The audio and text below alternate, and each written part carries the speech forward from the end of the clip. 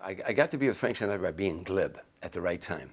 I had toured with Sammy Davis for years, and then I started touring with different artists: Tony Orlando and Dawn, Smokey Robinson, Gladys Knight and the Pips.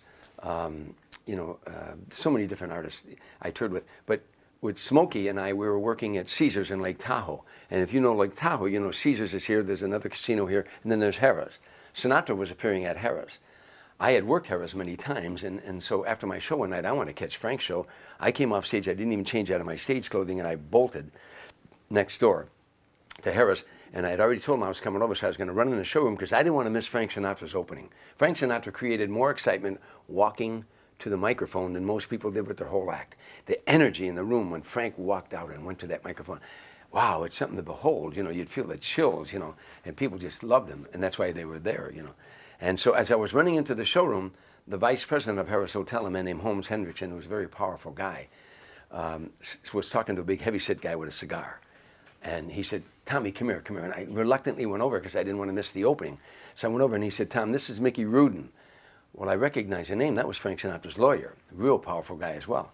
He said, "Mickey, this is Tom Dreesen, and I think Tom would make a great opening act for Frank Sinatra." And the lawyer got a pained expression on his face like he heard it a million times. He said, and he winked at the vice president, I caught it. He said, "Hey, kid, if I gave you a week with Frank, would you want more than 50,000? I said, "Mr. Rudin, put it this way, if you gave me a week with Frank, would you want more than 50,000? He said, "I like this kid." Yeah. And a week later, they gave me a call and said, "Would you like to work with Frank Sinatra 1 week?" And I thought, great, I'll work with him 1 week, I'll get my picture taken, hang in every bar back in Chicago, and I'll be happy. But on the second night, his wife and he took me out to dinner, his wife Barbara, and he, in the middle of dinner, I can remember like it was yesterday, he set his knife and his fork down. He said, "I like your material and I like your style. I'd like you to do a few other dates with me, if you're interested." And I didn't say, "Let me check my calendar." I said, yeah. And it turned into 14 years, 45, 50 cities a year, and a great friendship.